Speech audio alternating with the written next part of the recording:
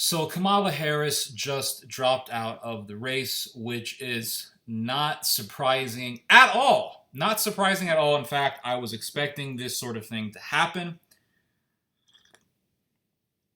Um, the only person who was going to run as the Democratic candidate is Joe Biden. That is it. No one else. It's going to be Joe Biden. And Kamala Harris, she had no chance to begin with. There was a lot of praise for her. People were saying, oh, she's this beautiful African American woman, and she is going to, she's going to get a large following. She's very charismatic. She's very good at talking. All of these things we heard about Kamala Harris, and I knew that it was complete garbage. I knew that it really didn't mean anything because I know about American society. I know how American society works. And it's going to be a long time before a woman becomes president. Well, let me just rephrase it. We had 8 years of Obama, and what happened in those 8 years? A lot of right-wingers on the internet.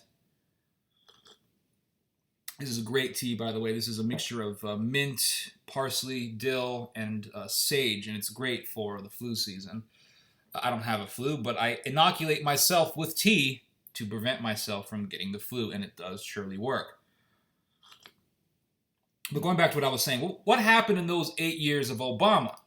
Right-wingers were making fun of Michelle Obama. It was happening incessantly, all of the time. Oh, look at her. Look at how she looks. Look at the way her appearance is. Look at her face. Ha ha ha ha. Now, I never agreed with that sort of talking. I never agree. I don't agree with attacking somebody's wife. I don't agree with attacking somebody's wife and making fun of how she looks like. I think that's low class. In fact, when Trump was running against the other Republicans, he was making fun of Jeb Bush and all that, but he also made strikes against his wife and said, the only reason why Jeb Bush disagrees with me on immigration is because his wife is Mexican. And I never agreed with that. I thought that was very, very low.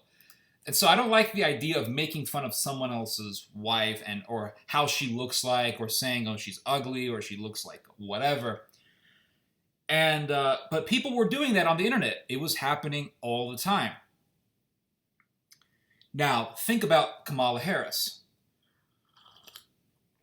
If she becomes the Democratic, if she would become, or I'm talking in the potential sense, but it's not potential anymore, but hypothetically speaking, if Kamala Harris became the candidate for the Democrat Party to run against Trump, they would be making fun of her. They would be making fun of how she looks. They would be saying, oh, look at her, she thinks she's a strong black woman. And that people like Jesse Lee Peterson would be making snide remarks like that. It just wouldn't work. A Kamala Harris just wouldn't work. Now, maybe in the near future, the Democrat Party, let's say, pushes a blonde, white leftist. And let's say maybe she's from Seattle or something like that. That maybe would have a chance, right? In elections, there is a sort of racial element, right? They'll say, oh, Obama was black and he won, but, he was half white and he had that, he was like in both worlds. For Kamala Harris to become president is nearly impossible. Now, I'm saying these things not because I agree with racism or anything like that. I'm just saying this as an observation. That's it. This is strictly observational. Now, Trump is going to become the president for the 2020 election. There's no doubt about it. That's the bottom line. This guy is not going to lose. Trump is going to be president for another 4 years. 4 more years, that saying is going to be reality. Just like Obama. Remember, Obama served 4 years and the right-wingers thought it was the end of the world. They thought America is going to become a Muslim country. Sharia law is coming to America. Pretty soon you're going to have Sharia courts in the United States and all that stuff. And the right-wingers, the Republicans, the conservatives, the Chick-fil-Aers, they really believed that Obama wasn't going to serve for another 4 years. They thought he was going to be gone. And I knew that Obama was going to win. I just knew it. I would tell people, listen, Obama is going to get reelected. How do you know that? One, 4 years is not a long time. 4 years is not a long time to be president, right? 4 years passes by real fast. I mean, it only seems like last month it was 2016. 4 years is not a long time. Americans tend to give their presidents a second chance. Even if they don't like some of the things that particular president is doing, they prefer to give that president a second chance. So 4 years is not a long time. 8 years is a substantial amount of time. So they're going to give Trump a second chance. Even if they may not agree with some of the things that Trump has said or done, or maybe they disagree with some of his foreign policy, they are still going to give him a second chance. Today I kind of binge-watched videos on the 2020 elections, and I saw a number of videos showing Trump supporters and what they had to say. And for the most part, they love this guy. For the most part, they think he's great. It doesn't matter what Trump's foreign policy is. It doesn't matter what he has done in, let's say, Syria. People don't care about that. People care about how a particular candidate makes them feel. Trump makes them feel good inside for some reason. Most of this stuff is psychological. When you get into the realities of marketing, be it in politics, be it in selling merchandise, food, whatever, 90% of things is psychological. It's like what Chef Mario Batali once said. He said that the food is 50%, or I think he said it's less than that. He said for the most part, it's the atmosphere of the restaurant that brings people to your location. It's the same thing with politics or any sort of form or any form of activity that requires marketing. It's all about psychology. So people are going to vote for Trump mainly for psychological reasons, and also on the other side of this spectrum, they're going to vote for Trump for economic reasons because their business is doing really well, or there's a lot of investors' confidence and investors' trust, or it fluctuates, so they may think that, but it's not always the case. Or they think, well, the economy is so great, and they think, that's the key word here, they think, even if it may not be true, even if we are about to hit a crash, which we are, right? The economy is going to crash. It's inevitable. But people don't really think in the long term. They think in the short term. They think almost like ants. People think, they perceive that the economy is doing great and it's flourishing, and so they are investing lots of money in real estate and in land and in building and in investing and all that stuff. So they're going to vote for Trump on those reasons, psychological and economic. Now, Obama, he got reelected, right, for this pretty much the same reason, psychological. People really liked him. They thought he was a great speaker. Secondly, the Republicans wanted Obama to serve as president for 4 years. They wanted Obama to serve. How do I know that that's true? I know that that is true for the fact that the Republicans wanted McCain and who's that lady that, I can't believe I forgot her name. Who was that lady that, what was her name? Oh my God. It was, I can't believe I forgot this. That lady from Alaska, whatever her name was, Sarah Palin. Yeah, the Chick-fil-A lady. Sarah Palin. I can't believe I forgot that. The fact that they got McCain and Sarah Palin to run is indication enough that they wanted Obama to win because those people were not electable. They weren't charismatic. McCain was like a robot. Palin was this casserole-making, almost Midwestern-like woman who didn't have much of a appealing personality for most of the country. I mean, for Midwesterners, yes. For conservatives, sure. Evangelicals, yes. But not enough to win, because America is more than evangelicals and Midwesterners. America consists of a lot of lefties and liberals and progressives, and they have to be appealed to as well. So that was evidence enough. The fact that they got Romney to run in the next election, that was evidence enough that they wanted Obama to win. Paul Ryan, he was not electable. Again, he was a robot. He wasn't that experienced. He was very, very nervous in his debate with Biden. He was sweating and drinking all that water, which I understand and I can sympathize with because it's not easy getting in front of a camera talking to millions of people with all those hot lights on your face, and you have to prove to them why they should vote for you. It's very, very nerve-wracking. People who have been on television or have talked in front of cameras will understand this. But Biden was a lot more experienced, and he was a lot sharper, and he was more polished. So those guys were more electable. Obama and Biden were more electable. Trump was more electable than Hillary Clinton. Right? It's just obvious. Trump was more electable than any of the other Republican candidates or the Democrat candidates. He was more electable. So here's the question.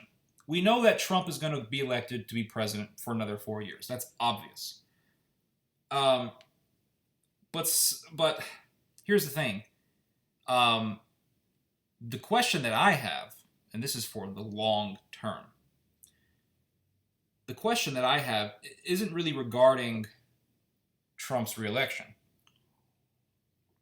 The question that I have is who is going to become president after Trump? Now, we could have a situation where another Republican will win, and you'll have another Republican administration. That is possible. But it's unlikely. And I think what's going to happen is you are going to have a Democrat president after Trump. And look at what Trump did. He set a precedent as to how an electable candidate should act. He set a standard. He took the common standard, the Bidens, the McCains, the Elizabeth Warrens, the Kamala Harris's. He took that standard of people, right? They're nice, they're polite, whatever, they're this or that. They toe a certain line. He took that standard and he went above it. The Ted Cruz's, the Romneys, he went above that standard. And so he set a precedent as to how a candidate should act, how an electable candidate should act in a way that is marketable and that makes him popular and that gives him lots and lots of attention. That's what Trump did. The Democrats understand this. I mean, anybody who watches this political phenomenon understands that this is what's taking place. It's very, very obvious. And so the Democrats understand this, which is another reason why I think they want Trump to win. The Democrats want Trump to win. They want Trump to win so that they can have another 4 years of producing propaganda against the Republican Party, producing propaganda against Trump, to rile up their base to the point that when Trump is about to be gone and a new president is about to be elected, that Democratic base, that progressive, liberal, left-wing base, is going to have so much energy and so much vigor against the other side that they are going to, they're really going to accelerate the Democrat cause, and you're going to have a successful Democratic candidate. And it's going to be someone who is basically like Trump. It's going to be the Democrat version of Donald Trump. It's going to be the left-wing version of Donald Trump. That's what's going to happen. So what you are seeing taking place is, and what you are going to be seeing, is the radicalization of not just the Democrat Party, but also of America's left wing in general. That's what's going to happen. It's the strategy of tension. Get one side to become above average in their vitriol, in their rhetoric, in the way that they communicate. Get one side to act that way in order to get the other side to be provoked and to get that other side to begin to act like their opposition. And then once that happens, both sides begin to commence in this domino effect of increasing radicalization. It's inevitable.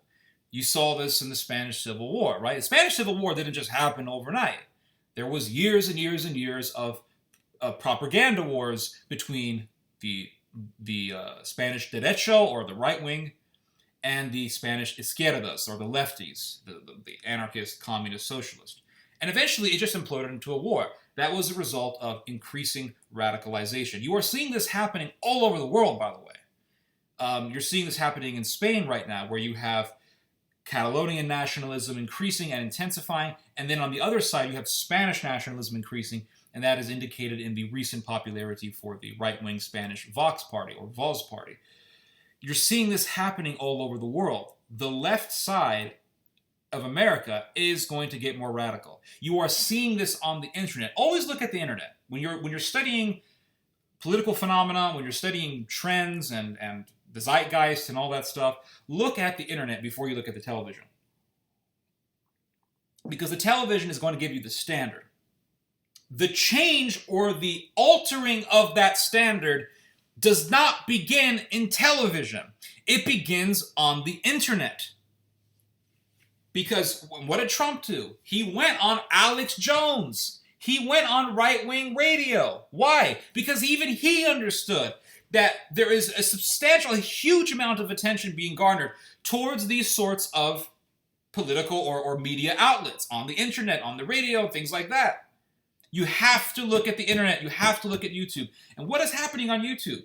You are seeing the leftist side of YouTube increasing in popularity, and also they are becoming more and more radical, and they are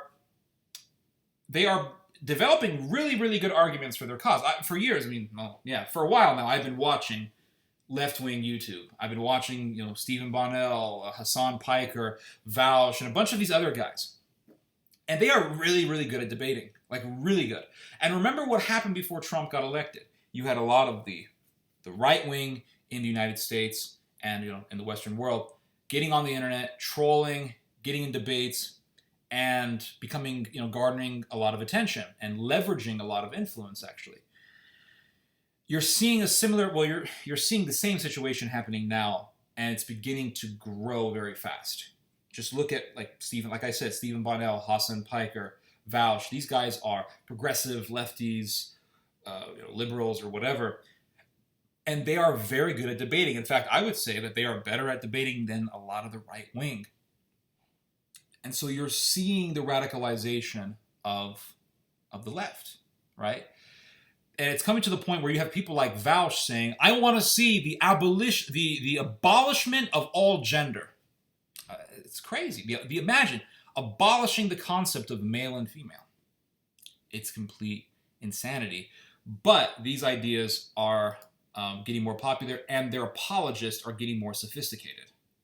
So that is what's taking place. The left-wing side is going to get more radical. And pretty soon you're going to see a left-wing Donald Trump. And it's going to be scary. It's going to be scary. Anyway, that's enough for now. Hope you guys have learned something from this message. You guys just heard some theology. God bless.